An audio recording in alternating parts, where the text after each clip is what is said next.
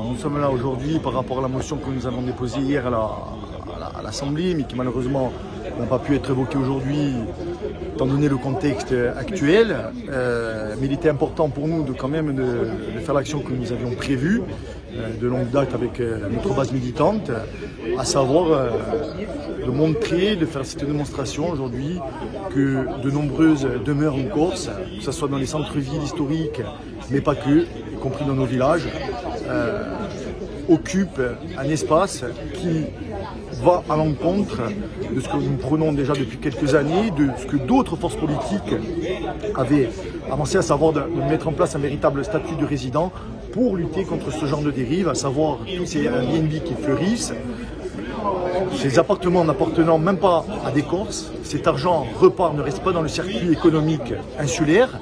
Et en plus, au-delà déjà de cette injustice, ce phénomène inique pour notre jeunesse qui n'arrive plus à accéder au foncier et par conséquent aussi à l'immobilier, on vient aussi créer de la concurrence déloyale vis-à-vis de nos socioprofessionnels du tourisme.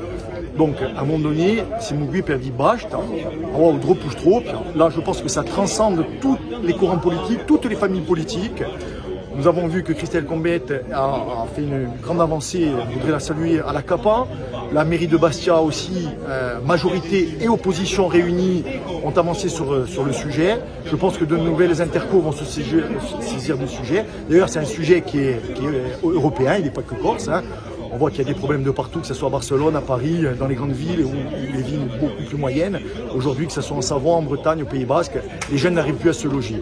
Donc nous en profitons en plein processus avec Paris pour mettre l'accent sur ce phénomène de dépossession de notre terre et de notre patrimoine bâti, pour dire Awa, tout simplement.